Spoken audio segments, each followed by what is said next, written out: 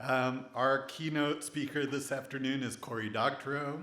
Cory is a prolific science fiction author, activist, and journalist, known for his critical views on big tech and surveillance. His latest work includes The Lost Cause, a hopeful solar punk novel addressing the climate crisis, and The Internet Con, a guide to dismantling tech monopolies. Doctorow's notable contributions extends to young adult Little Brother series, Chokepoint Capitalism, co-authored with Rebecca Giblin, and How to Destroy Surveillance Capitalism, among others.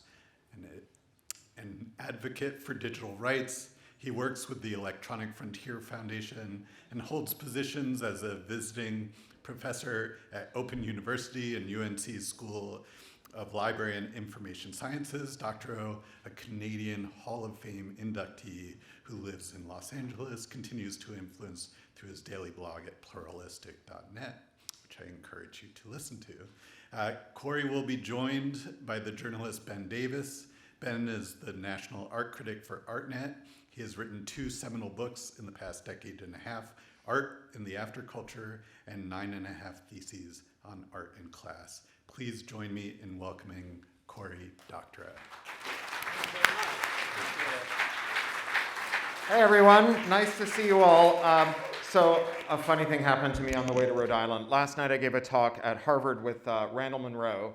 Among other things, the hall caught fire and we had to evacuate. But before that happened, and I'm not making that up, before that happened, Randall said growing up, he realized that he only had short windows to gather people's attention, and he briefly entertained the fallacy that if he just spoke fast enough, he could make better use of that attention. I fear that is what I'm about to do to you, because I took so many notes this morning on my crib for what I was going to say to you, listening to our excellent speakers, that I ended up having to print or have the organizers print another copy. So I now have lots more than 30 minutes worth of material.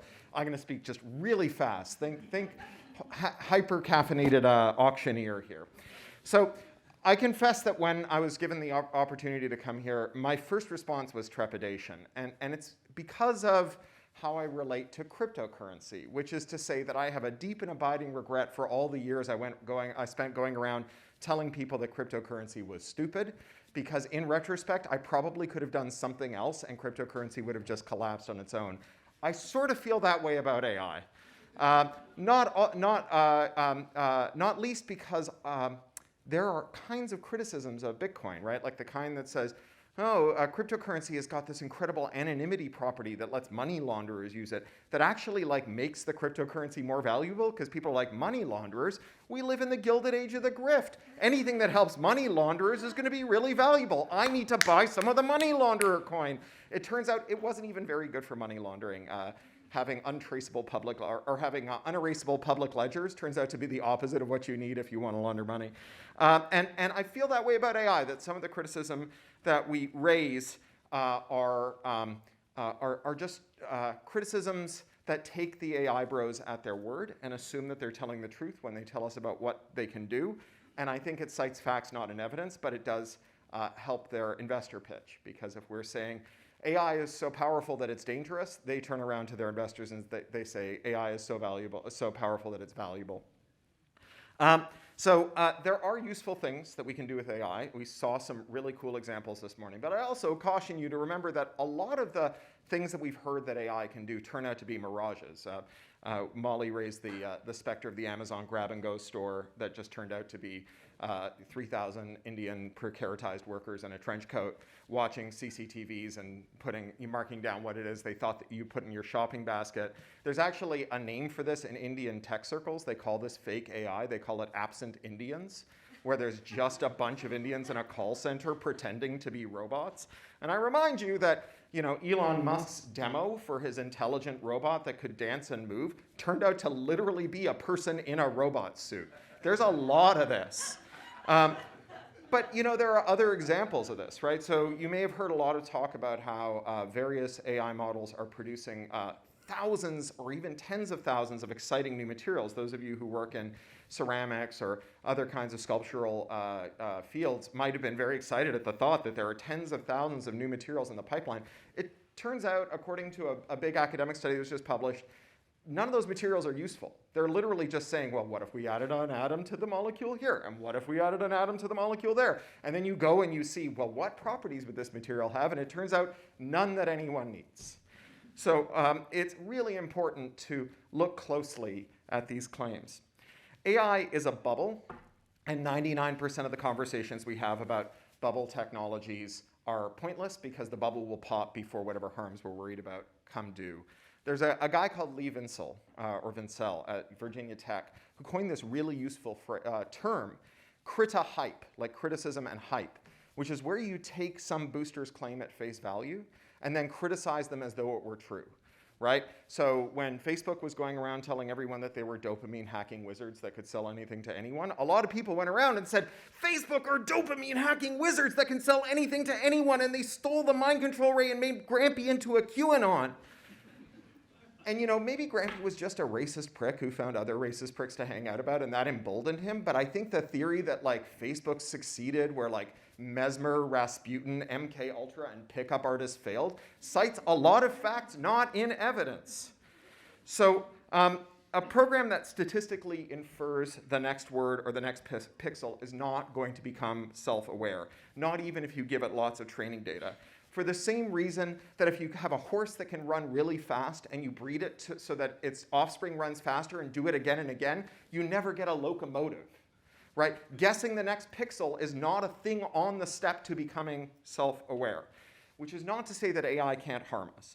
There are real no-fooling algorithmic harms that arise out of AI as it actually is in the world today, right? When the decision support system decides that you can't get bail, or that you can't get a loan, or that you can't get into university, or that you can't get a job, or that your kids are being taken away from you, or that the cops are going to pull you out of your car and throw you up against a wall and look in your pockets, that's an AI harm.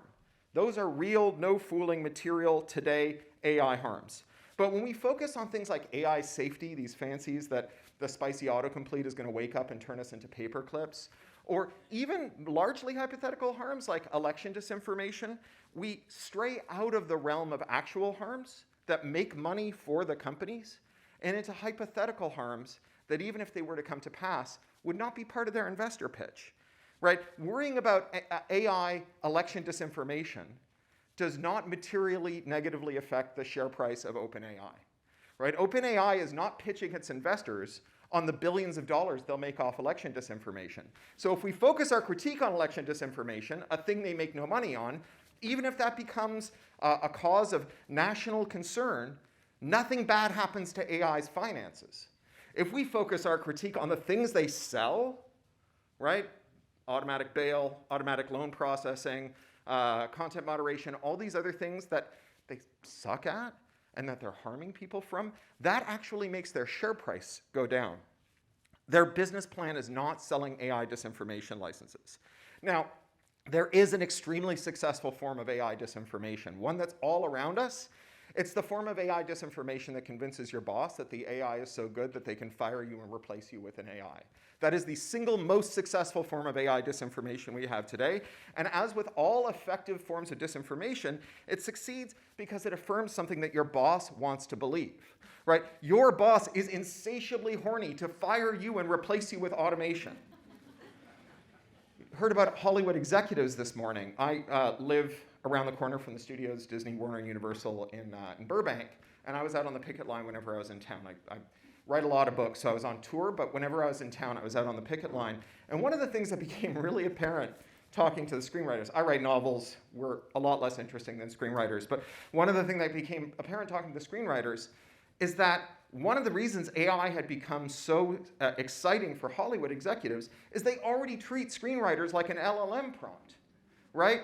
Hey, write me E.T., except it's about a dog, and there's a car chase in the second act, right? It is an LLM prompt, right? That is like right up there with, give me instructions for removing a grilled cheese sandwich from a VCR in the style of the King James Bible. It's just one of these high concept things that you type into a prompt and walk away and you come back and you sort of chuckle in a kind of tired way at the bot shit that came out of the algorithm. And that is exactly how Hollywood executives already want to treat their workforce. So no wonder they're very excited about replacing their writers with LLMs. But it's nonsense, right? They're not replacing us with robots that can do our jobs.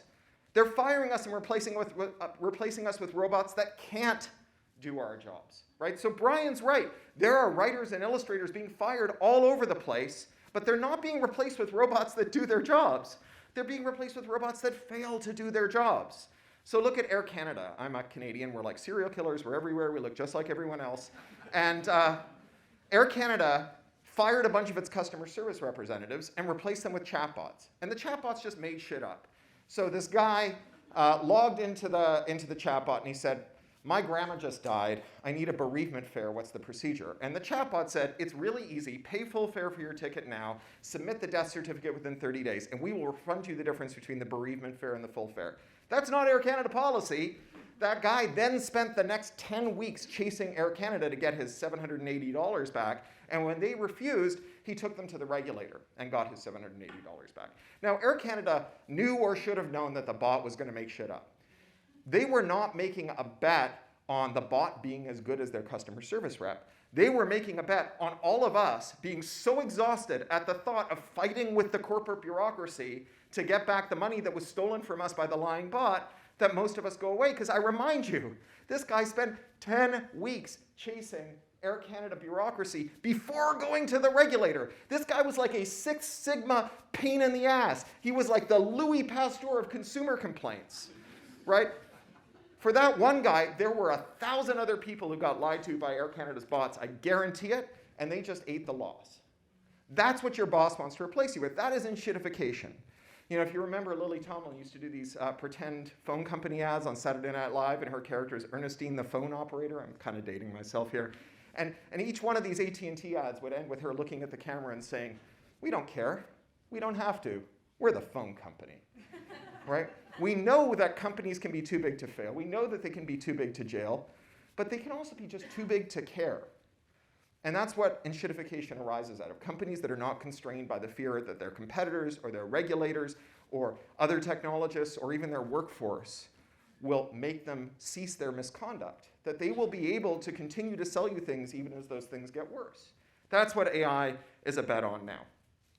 So there are things that AI can apparently do very well. They're outside of my domain of expertise for the most part, but let's take them at their word. Apparently, AI can spot solid masses on a chest X-ray that radiologists sometimes miss. As an ex-smoker, this is a thing I'm very interested in. And if you were to say to Kaiser, where I'm a happy patient, hey, here's the pitch. Right now, your radiologist looks at 10 chest X-rays a day. We're going to team her up with a bot. And one time a day or so, that bot is going to say, maybe you missed something. And then they're only going to process 9 chest X-rays that day. That is not a pitch Kaiser wants to buy. That's not a pitch any insurer wants to buy. They don't want an AI system that makes chest X-ray interpretation more expensive, but also more accurate. The pitch from OpenAI, the thing that makes Morgan Stanley go, this is a $13 trillion industry, is fire half of your radiologists and have the other half do this work twice as fast and make more mistakes. You don't care. You don't have to. You're the phone company. So in automation circles, we talk about different kinds of automation arrangements. The good one is something called the Centaur, right? So a Centaur is like a robot body with a human head, right? It's when the computer does something that you suck at, and you do the part that humans are good at. So I have a car. I live in Los Angeles. I have to have a car. And I have a robot in the car. It's a thing that notices when I turn my turn signal on and there's a car in my blind spot. And it goes, oop, oop, oop, oop, and then I don't die, right? I like that. I'm a Centaur. The robot is being like perfectly vigilant about things in my blind spot that by definition I'm not very good at being vigilant at. And the robot and I have a very effective collaboration, right? There is another kind of automation, though, the bad kind.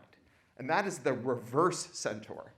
That's when the computer uses the human for support, right? So if you're an Amazon driver, there's a camera that is watching your eyeballs and docking your pay if it doesn't like the way that you're looking around, right? That's monitoring every maneuver you make and ratting you out to your boss. That is setting a pace for you to drive that is impossible for you to drive safely and then penalizing you for taking risks, right? This is a person in service to a robot. And this is the worst thing that we can get. And it's a way, this split between Centaurs and reverse Centaurs is a way to understand the people who stood up this morning and said, AI is terrible and bad for workers, and the creative workers who stood up this morning and said, I'm a creative worker using AI.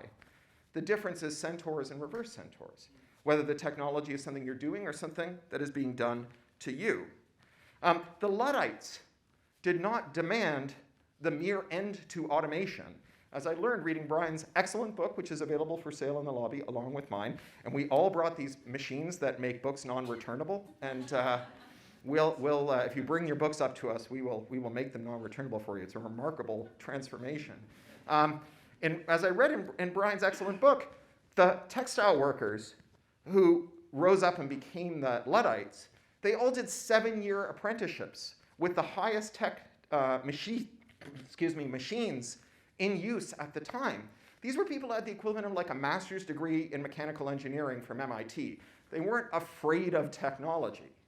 What they objected to was not the machine, but who the machine did it for and who the machine did it to. What they demanded was a reorganization of the social contract around the machine. So fine, let's be fair. Let's take the AI hucksters at their words. Let's say that AI might someday get good at doing your job, provided we can give the AI enough training data. Well, here we run into another problem. Right now, the internet is so flooded with bot shit because AIs are primarily good at producing shit at scale that any core sample of the internet produces a sort of a giant mass of bot shit with a homeopathic residue of human-generated content. And so if your goal to make GPT-5 or GPT-6 or GPT-99 is to go out and get another order of magnitude worth of like actual human-created things, you have a problem. You have the coprophagic AI problem. Right? You have the inhuman centipede problem, where you are trying to make a new healthy robot by feeding it the shit of other robots. And it turns out that that doesn't work. It turns out it multiplies the estimation errors of the AI when you feed it things that were estimated by other AIs. Now, there are things that artists can do with AI that I think are unambiguously good. Maybe Molly would agree with me. So if you're a video editor, right, and you discover through your collaboration with the director that it would be really interesting if all the extras' eye line were pointed at something else other than the thing that they were all watching when you shot that scene, and you use deepfakes to just move the eye lines of all the extras, you're not replacing extras, right? No one ever hired extras to come back into the school gymnasium and wear the same costumes and sit in the same place and look briefly in another direction. You're just doing something that didn't used to be possible. I think that's fine. I think there are video artists out there for whom this will make better storytelling and more interesting things. But today, the videos, texts, and images produced by AI suck. And let's say that tomorrow we solve the coprophagic AI problem, and AIs actually get good at making this art. What should artists do about it?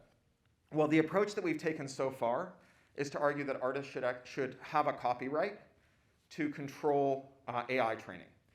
And there's a couple of problems with this. The first one is it's technically not true as a matter of copyright law, and I'll get into that in a second. And then the more important one, I think, for our purposes, if you care about artist labor markets, is that it won't work. So let's talk about it not being technically true. Training breaks down into 3 steps, broadly speaking. One is making a transient copy of a work. This is an area of settled copyright law. Making a transient copy of a work is not infringing. The second one is performing mathematical analysis in a work. Again, it's not even fair use at this point. It's probably something copyright lawyers call de minimis, which comes from a Latin phrase that means the law does not bother with trifles. It's so unrelated to a copyright to perform mathematical analysis on a work that we don't even ask about the copyright analysis. We don't put it through a 4 factors fair use analysis. We just say, we're not even going to think about it, whether this is a copyright infringement or not. And then the last piece is putting that stuff in a model. Again, fair use. Now, it can be, you could screw it up, right? You could accidentally include, or even deliberately include whole works and be infringing. But if the thing is, we don't want AI, and we don't want AI that accidentally contains a defect that allows us to invoke copyright law, then the fact that this defect could be removed very easily and still leave the model we're worried about means that this is not a sufficiency.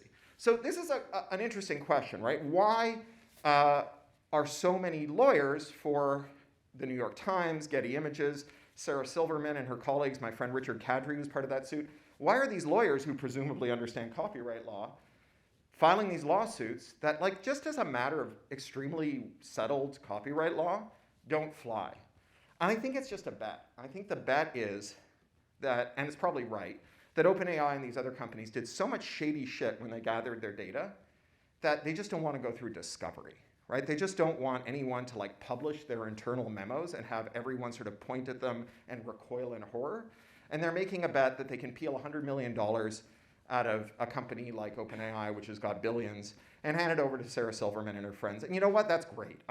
If Sarah Silverman had $100 million that would otherwise go to, paying for one of Sam Altman's human hunting junkets, I would be very happy about it. But it's not how copyright works.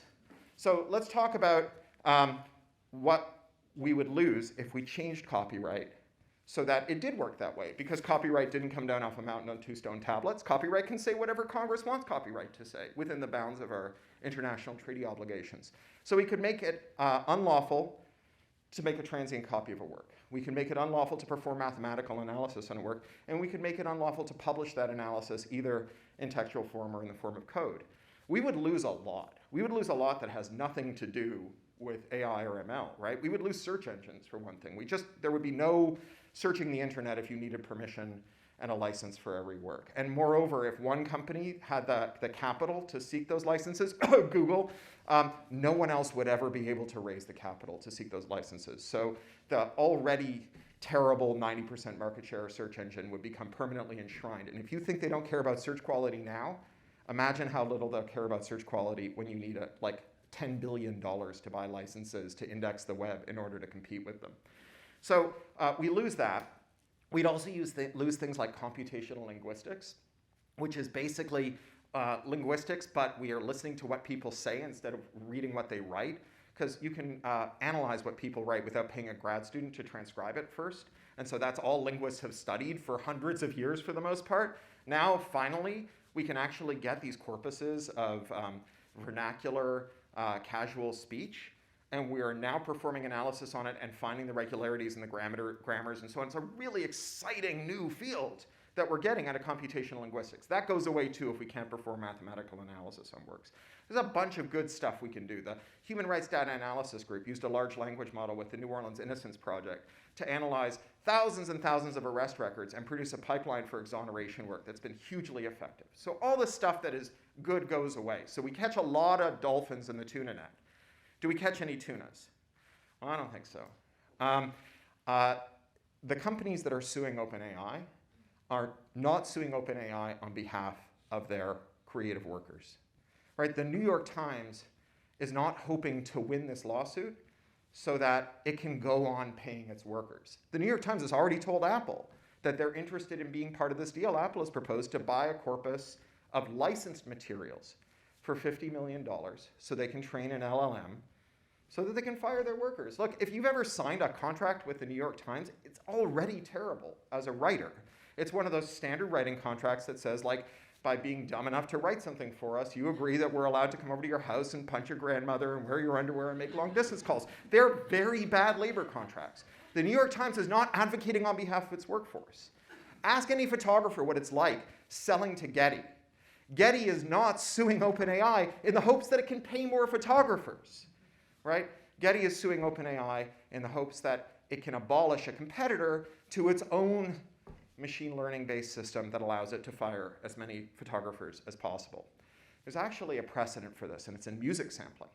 So before music sampling had a well-established body of law, we just assumed that music sampling was either de minimis or fair use. People sampled, they made a lot of music. A lot of artists were pissed off about this, and for good reason. It was because people were making money off their music when they had made nothing or next to nothing. Right? It's hard to overstate how bad the standard record contract was. It actually makes the New York Times look like good-natured slobs. So the Beatles, super successful all-white act with like management, the Beatles split 1 penny 4 ways per LP, but not the whole penny. 15% had to go back to the label for promotional expenses. Right? That's the good deal that you got as a musician. If you were a heritage act, which is music industry euphemism for black person, you got far less than that. And so now your music is being sampled and you're pissed off, and goddamn right you should be, because you got screwed. But the remedy that those artists sought was the right to control their samples, which they got. And so today, if you want to sample, the first thing you need to do is sign to one of the 3 record labels that control 70% of the music copyright, Sony, Warner, and Universal, because they won't talk to you unless you're already signed to them.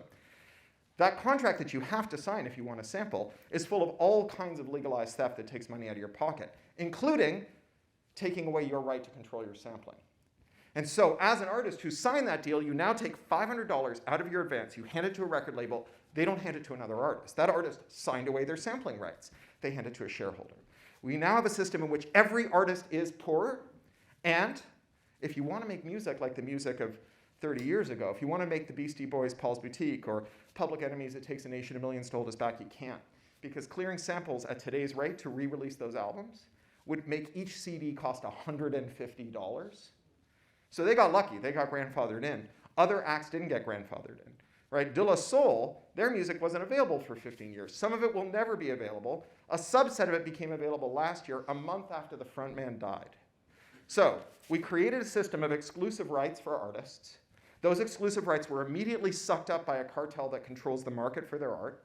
Every artist became poorer. Lots of art became illegal, and some art couldn't be preserved. This is not a positive outcome for writers. It's not a positive outcome for artists. So why did this happen? How did this happen? When you have an industry with 5 publishers, 4 studios, 3 labels, 2 companies that do all the ad tech, and 1 company that controls all the ebooks, giving an artist more of an individual right that they can trade for more money is like giving your bullied lunch kid extra school money, your bullied school kid extra lunch money, right? There isn't an amount of lunch money you give your kid that gets them fed. The bullies just pocket that money too. Hell, you give them enough money, and they will run an international campaign saying, won't someone think of the hungry school children? They need more lunch money, right? The idea of individual bargainable rights as labor rights reframes the artist as an LLC with an MFA, right? A business negotiating with another business. But artists aren't, for the most part, LLCs with MFAs, and the ones that are the despicable people Molly was railing about this morning, right? The people who've got a whole stable full of anonymous actual artists, and they're just a CEO who sits at the top and collects the money. A real artist is a creative laborer. And so what works for workers? Labor rights. So there's lots of ways that we can do that in the creative arts. One that we did with music is actually really interesting. It's something called the compulsory mechanical license. And it dates back to the birth of the phonogram, the first record players. And it says that once a song has been recorded just once, anyone else can re-record that song on payment of a standard fee to a collecting society. So this is very powerful. It's a collective right held by all musicians and by anyone who might want to sing a song, right, or perform a song. And it helps all kinds of artists. So it helped Sid Vicious when he wanted to record My Way, didn't need Paul Anka's permission. But also, it helped Taylor Swift. Taylor Swift, if anyone could be a successful LLC with an MFA, it should be Taylor Swift, the most powerful recording and touring artist in the world today. But this hedge fund bro, who hated her and whom she hated, bought her catalog for the sole purpose of making her slightly sadder every time one of her songs was paid, because she would know that he would get a little money. Just outright sadism. Taylor Swift could not outbid this guy for the rights to her music. But you know what she could do? Well, everyone in the world has the right to record any Taylor Swift song, and that includes Taylor Swift. So she went back into the studio, and she re-recorded all of her albums. That's the Taylor's version you see when you go to a Bandcamp or a streaming site or whatever. That's the Taylor's version. It's the version that's just like the version that this hedge fund guy owns, except he doesn't get a nickel, right? So if we'd given her more exclusive rights, if we'd said, oh yeah, artists should have the right to decide who can cover their music, that right would have been immediately appropriated from her by the label she signed her original deal with. It is because she did not have the right to control her masters, because that right was collectively held. She had an economic right to benefit from it, but she did not have the right to stop other people from recording it, that we now today have her preferred versions of her music. Collective licensing and collective bargaining are very closely related, and if creative artists are interested in this, this is one area that we could pursue, and I think it's under-theorized when we talk about labor and the arts.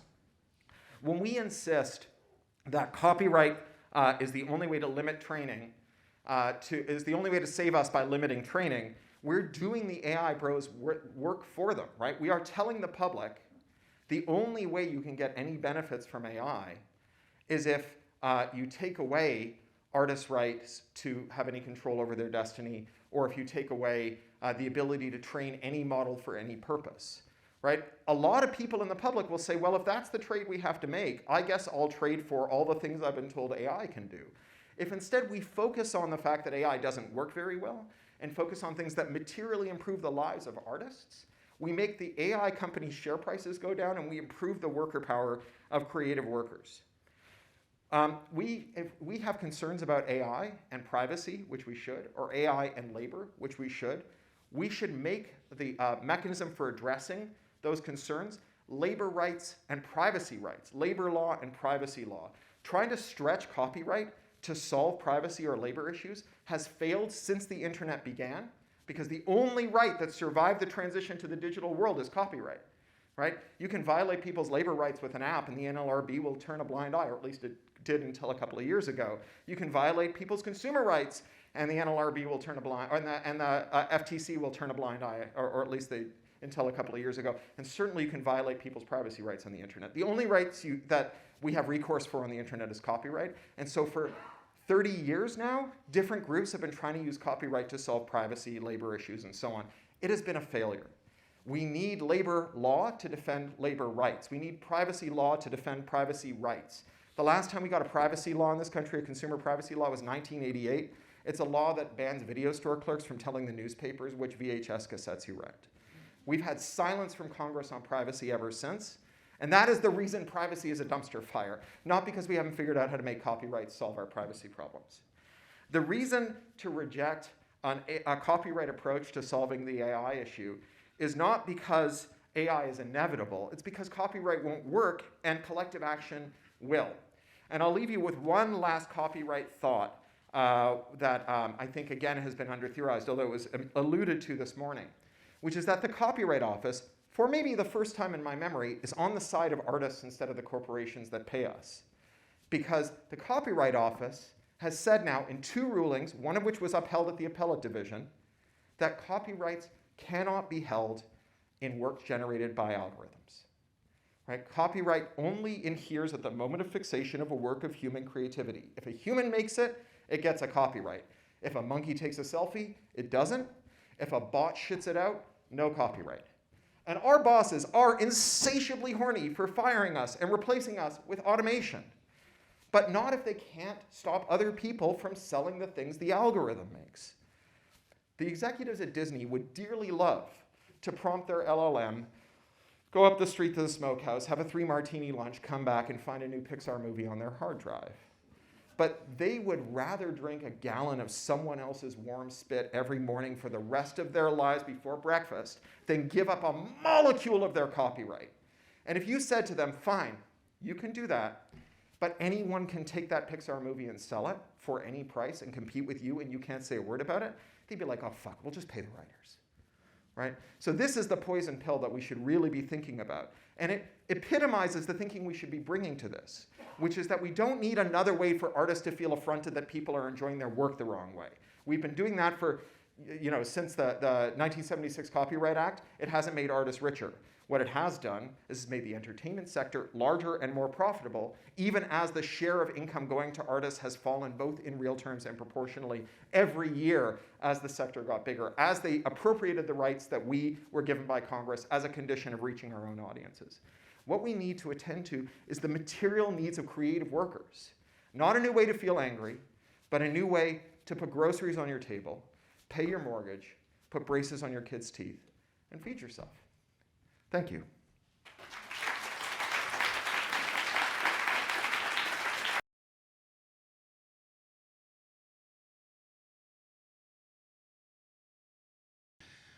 I have so many, very exciting presentation. I have so many questions about it.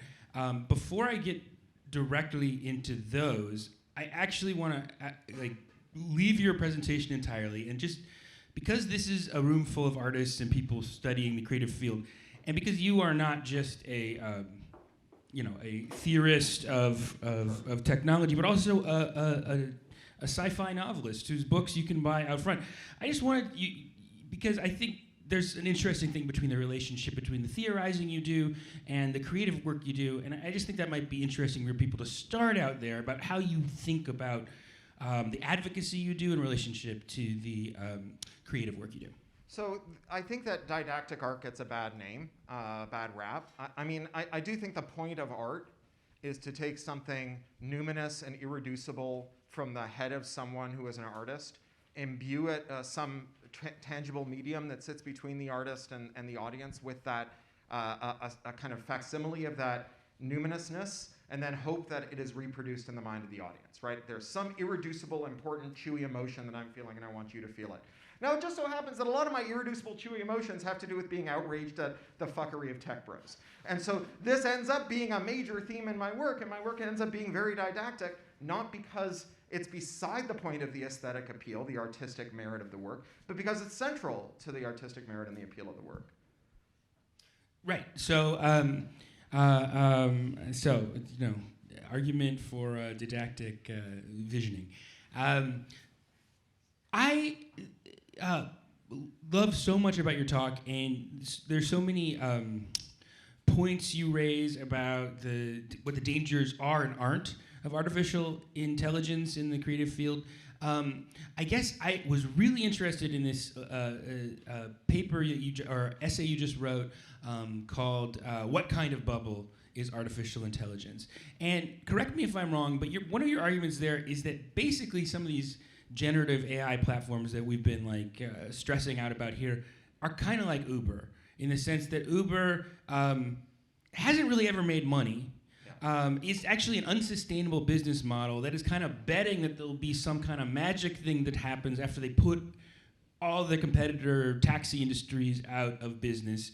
And that business model may never appear. So I wanted to ask you about that because these are money-losing companies right now, and these students are we're having an argument about, is this or is this not the skill of the future that you need to assimilate? So, it's interesting because Uber, depending on how you slice it, Uber might have been a bet on self-driving cars. I kind of think that was window dressing. I think the self-driving cars was a way to get retail investors to pile in while they were really planning to just assemble a monopoly. That monopoly would give, the classic characteristics of a monopoly is that you have pricing power. You have pricing power over what you sell and what you pay. So they could pay drivers less and they could make more money. And they could charge us more. And that's exactly what they've done. The price of an Uber drive has doubled, the wages have halved, and that's really what the bet was on. So AI, it's not clear what kind of bubble it is. All bubbles are bad, right? The way bubbles work is you have some insider investors who know that it's a scam, who put some money into a big show about it.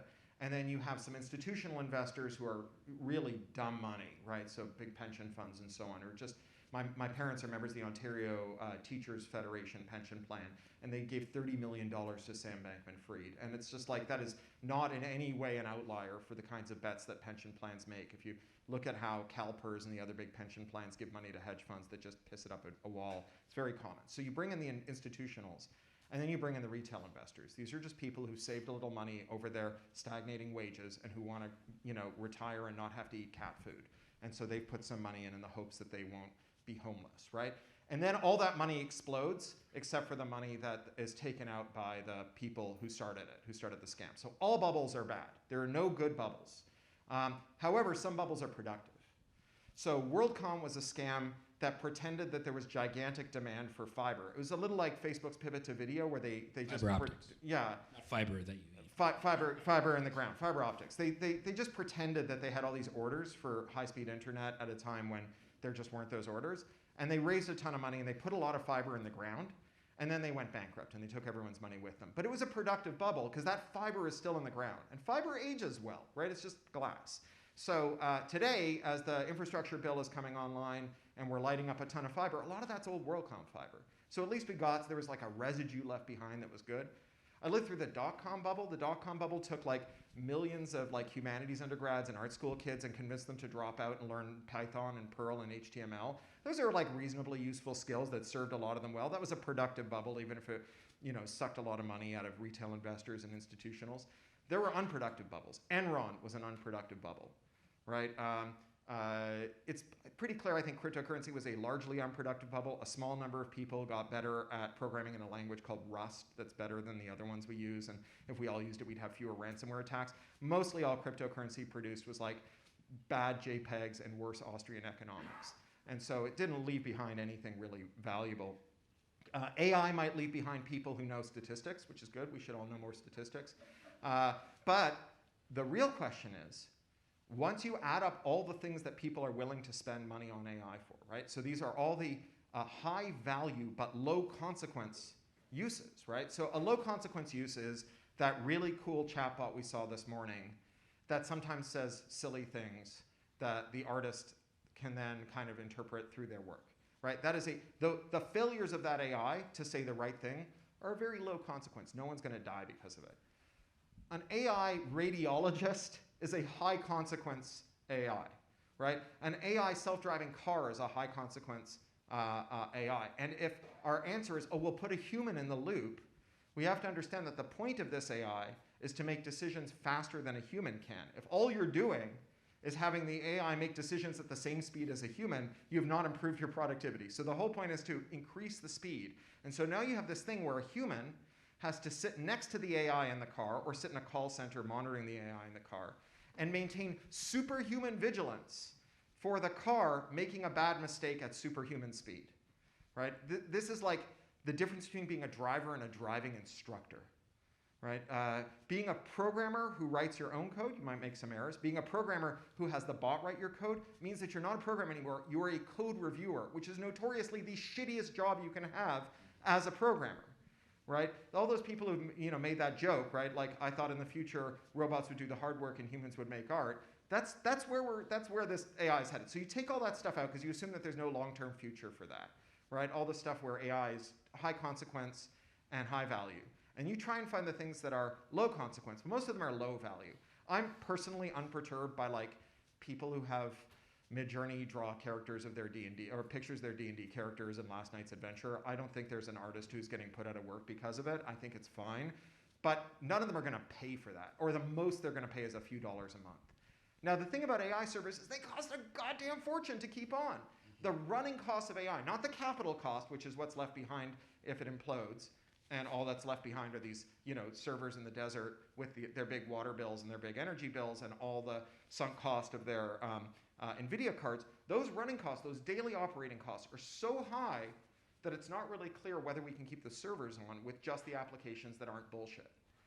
And if that happens, we're going to have to fall back on toy models, Hugging Face, and maybe on doing some federated learning, which no one knows what the outer limits of it are. But if it turns out that's a dead end, which I think no one can handicap the likelihood that federated learning will or won't tap out. I think it's a big open question. We might just end up like having had a brief kind of flurry of interesting, weird advance in AI when the capital markets were willing to just shovel money into it that just doesn't recur and doesn't leave much behind of any use.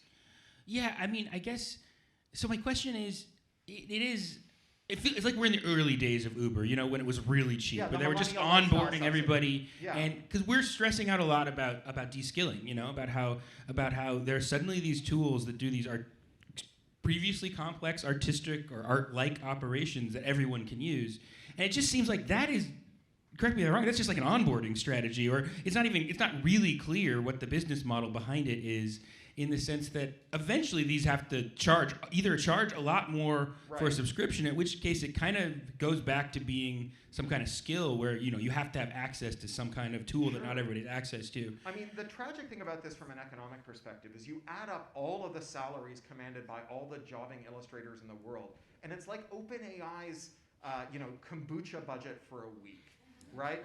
And so we're like, they don't get the illustrators are a demonstration, right? They're not like nobody is like, oh wow, well finally that high stakes world of jobbing commercial illustration is going to come off the books of our economy, and the lift that we're going to get because of the millions of workers. It's not like the steam loom, right? As you heard Brian say, the second most populous working cadre in Industrial Revolution era England after farmers was people who worked on the looms, right? So it's hugely consequential to make all those people unemployed.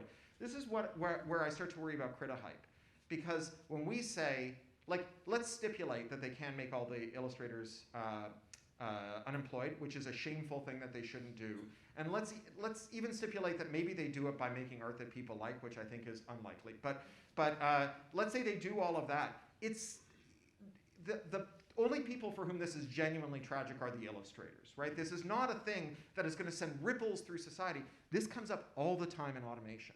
So you may remember a few years ago, there was this thing that they said, okay, well, self-driving cars are hard, but we can do self-driving trucks, right? We take the truck, we give it its own lane, we give it a Jersey barrier, we have it follow the other truck in front of it using radar, and the self-driving trucks. Now, first of all, that's just a shitty train. But second of all, the reason they said that was hugely consequential is the Bureau of Labor Statistics' most populous category is truck driver.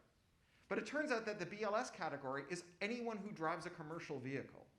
And no one's arguing that the UPS van is going to be replaced this way. What is the robot going to do? Fire it at your lawn through a catapult, right? The actual labor force reduction of taking long-haul truck drivers, who are the most precaritized and abused workers in America, almost without compare. The realm, to the degree to which long-haul trucking has become a form of indentured slavery really can't be overstated. And so we take all those people who are, and we take away their jobs, right? We finally found a way to make these poor bastards even more miserable. It has no appreciable effect on the economy except to raise the bottom line of a small number of monopolistic logistics companies by a couple of basis points. So this is not a transformation. It's a sales pitch for piling into speculative AI stock. So I also am. I feel like that was a pause for applause, but yeah, don't worry about it. We're running. We're really trying to get to the time. So I'm okay. So I'm very. The Critahype is such a great term. I think it really captures something, and I'm a little struggling listening to your talk to know, how worried or in what way to be worried. In the sense that I'm not, as a writer, really worried that there's going to be an AI that replaces what I do that I think is good. However, I know that my boss doesn't understand the good part of my labor. That's the thing to be worried about. And I read about this a little bit in my book about AI, is that these things are built from in a certain economic context that values creativity in terms of engagement, scale, speed. Those are the things that succeed on the internet, and they're these are applications designed to do those things. Yeah. So if I look at in my career, what has happened to journalism in the internet age, essentially, it's been a constant process of de-skilling and acceleration. And degrading quality and public interest. Exactly, and loss of local news, for instance, because local knowledge doesn't scale. In the way that these things do. So it's I agree. I don't want to repeat the hype that it's going to have this devastating effect on certain creative industries. But most capitalist use for creativity is slop to begin with. It's air. I don't need a good. I need a Thursday. You take a formula that works. You change the change the names, essentially. So is that the right way to think about it? Because I do find it very threatening in that sense, in the sense that I don't think the system is rational. Right. It's going to correct for quality. No. I don't think so either. So there's a couple of things to understand. So first is I'm not advocating for us to say everything will be fine. I think we should be genuinely scared, not because the bots are going to make art that's good enough that people will prefer it to ours, but because our bosses are insatiably horny to fire us. And the second piece of that is well, how long will the market support people who fire skilled labor and replace them with bot shit that nobody likes?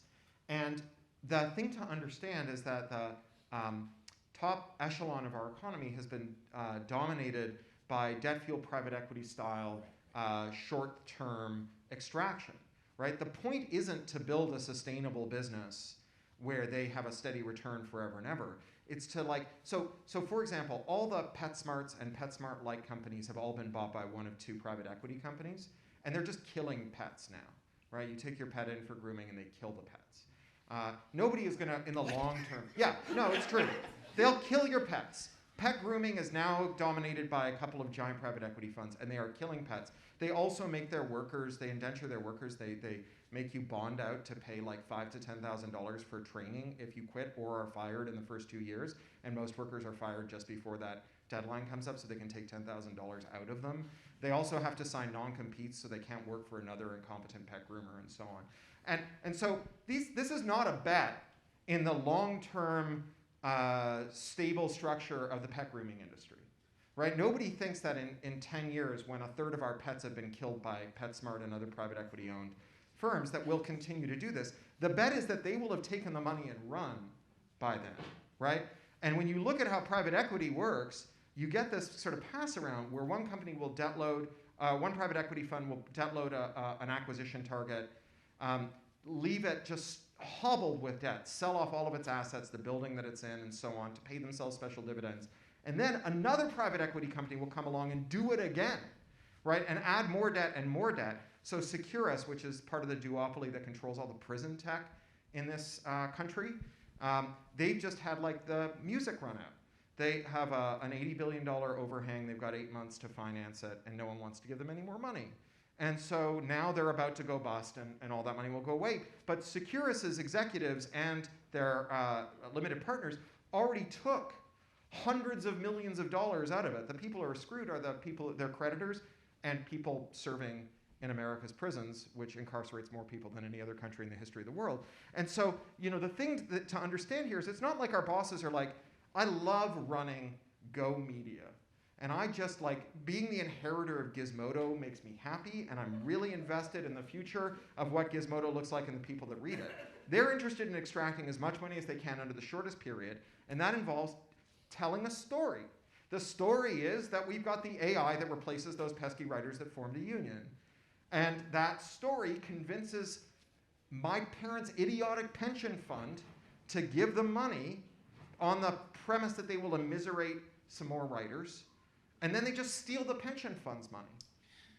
Yeah, I have this story I tell in my head that, like, you know, there's a way to tell this story of media and culture in the last 15 years, 15, 20 years, which is like, there's this huge pool of money with not enough investable returns that creates a housing bubble in 2008. The response to that is a lower interest rates to near zero. All that money piles into technology and, you know, venture firms that fund a new social media-driven, tech-driven media ecology that's mainly sustained by, you know, Casper mattress and, you know, Blue Apron things that are just like speculative venture stock companies that are never deliver a real business, but convinces How many mattresses are you going to own? Yeah, it convinces enough people in this time period that where it's at is putting all your images and data online where it can be harvested to train the super intelligence that will, when the interest rates rise again, will get rid of the human media. That's a conspiratorial way of telling it. They've got a nose for new bullshit opportunities. So there's this term John Kenneth Galbraith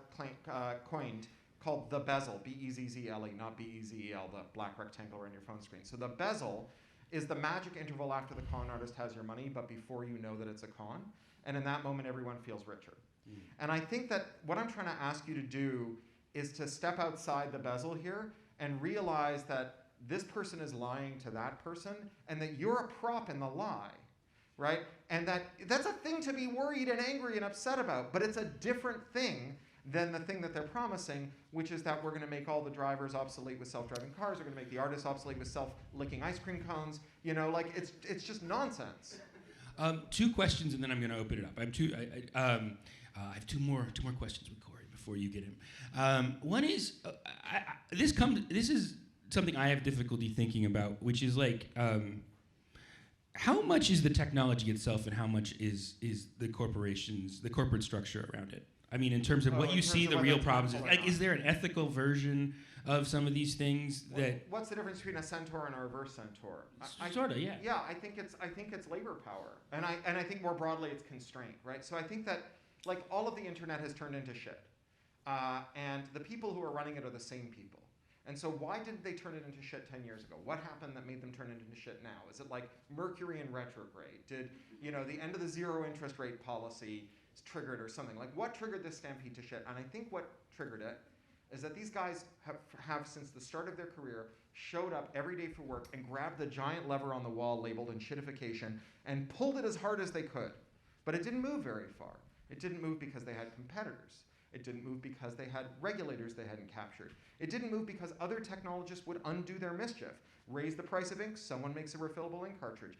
Add more dumb ads to your website, someone makes an ad blocker. More than half of all web users have installed an ad blocker. It's the largest consumer boycott in the history of the world, but you can't add an ad blocker to an app because to do so you have to reverse engineer it. That violates the Digital Millennium Copyright Act. It's a $500,000 fine and a 5-year prison sentence. An app is just a web page wrapped in enough IP that it's a felony to put an ad blocker on it. And finally, tech workers had power. And they don't have power anymore. We fired 260,000 of them last year. We made 12,000 Googlers redundant just after Google did an $80 billion stock buyback that would have paid their wages for 27 years. So now those same bosses go in and they pull on that lever with exactly the same ardor they've pulled it on since the glory days of the old good internet, and the lever just moves.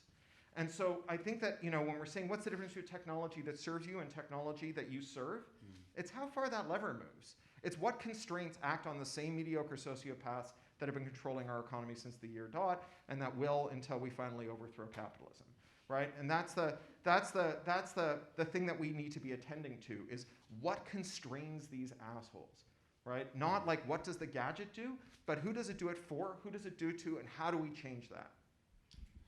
Okay, last thing, because it's really what I'm going to walk away from your presentation is about this the artists' rights, the collecting society. Yeah. Because this strikes me as I am stuck in this kind of T-Rex versus Velociraptor narrative around copyright, where it seems like the common sense. We talked about this in the Kate Crawford talk last night. That it seems like there used to be a time when everybody agreed that the big corporations were the copyright, where people pro copyright, and the little guy was anti copyright. That was the kids downloading files or whatever. Right. And then because there's this whole new group of tech corporations that have grown up that treat your stuff as just free resource for them to run ads against. Sure. I feel like for creative people, the pendulum has swung this other way, where there's much more suspicion of the idea of, and the entire media narrative of the last 10 years has been like paywalls going up, people trying to find ways to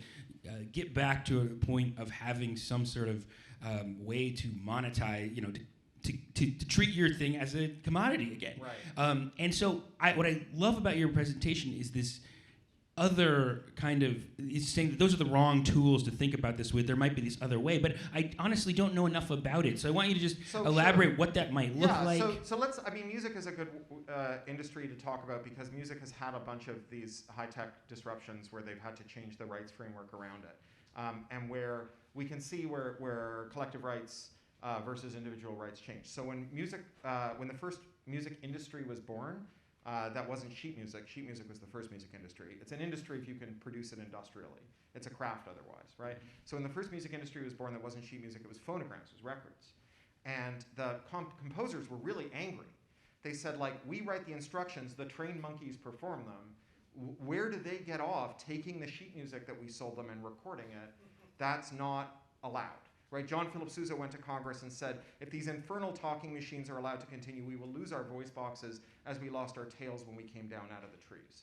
Right? But in 1909, Congress... They don't talk like that anymore. No, they should not. Like that. And good points to Sousa for being an early advocate of the still controversial theory of natural selection.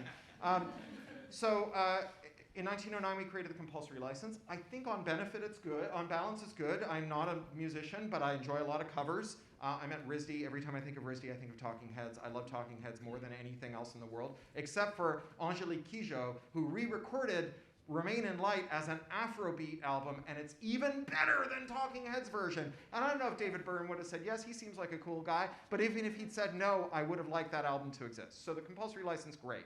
So then along comes radio. And radio takes the records and puts them on the air. And the people who made the records say, what are you doing? Right? We sold you those to play in your home, not play on the air. And they're like, in the echo, you got the composer saying, what are you doing? We sold you that to play in your home, not record on records. And so there was a lot of foo-for-ah. It was a super racialized fight. It turned out that the collecting society that represented all the white people who played respectable music boycotted radio, and so the other one that represented so-called race music and hillbilly music, which is country music and black music, sold to radio, and so all the respectable artists went to their collecting society and said, God damn it, no one's listening to our music. You better license to the radio. So we get blanket licensing for the radio. The DJ doesn't have to call the record label before he drops the needle and find out what this track will cost. You can just play it.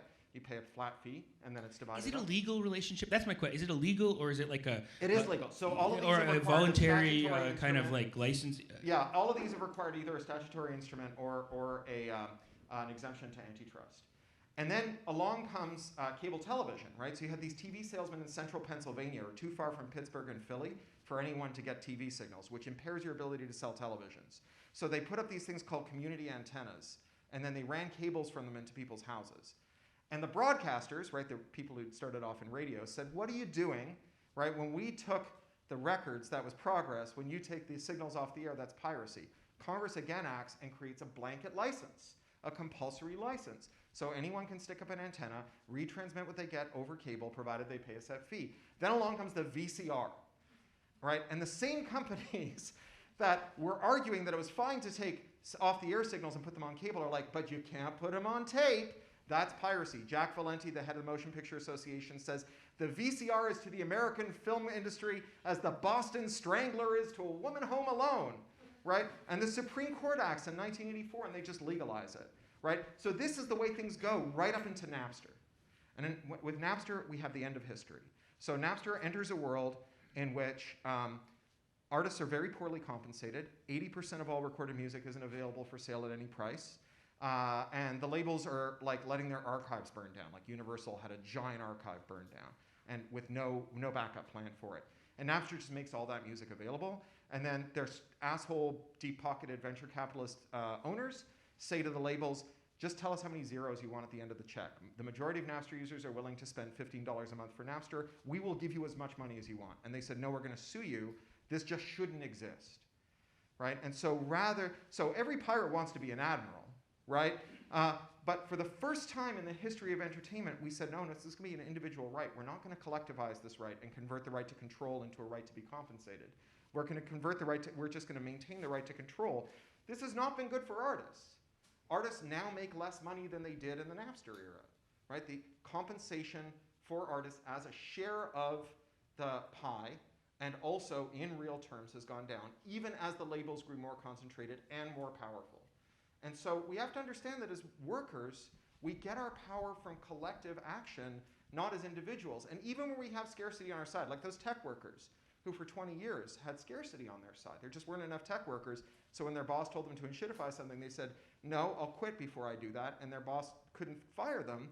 Well, if you wait long enough, scarcity will correct itself. Other workers will pile into the sector, and you'll get, or demand will change or whatever, and then your power goes away. The only thing that maintains worker power over the long haul that is a durable source of worker power is collective action, it's solidarity, it's a union, right? And so, one of the things that a collecting society can do is serve as an adjunct to a collective, right? A form of collective labor organizing by musicians or other kinds of artists to manage their rights collectively. And what we end up with instead are corporations doing it. Getty is the closest thing photographers have to a union. They sign over all their rights, get the pittance that Getty is willing to hand them, and then that's it. And then Getty's going to train an AI and fire them all. Okay, I'm sure there are plenty of questions out there. Let's just start going. And Marissa, how long are we? Test. You'll tell me when we're done. Two questions? Thank you for coming out today and giving this presentation. It was really enjoyable. My question for you, my name is Arnell Milhouse. I'm a startup software entrepreneur here in the Providence area. And in 1969, the first communication that was sent across the Artnet, which is now the internet, LO. Failed, right? Right. And now we're sending terabytes of information across the internet successfully. And today, AI is the worst that it will ever be.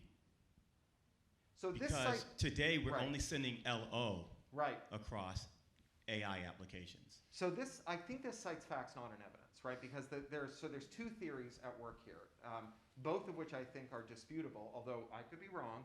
The first is that more training data makes it better, right? And that those returns are at least linear, if not better than linear, right? And that they certainly don't diminish, because we are really like, even leaving aside the fact that there are problems with acquiring the data and so on, even if you could extract all the human-generated training data for models, we don't have enough to do that order of magnitude scale more than maybe 1.5 times. There's just like not enough words written by humans, right?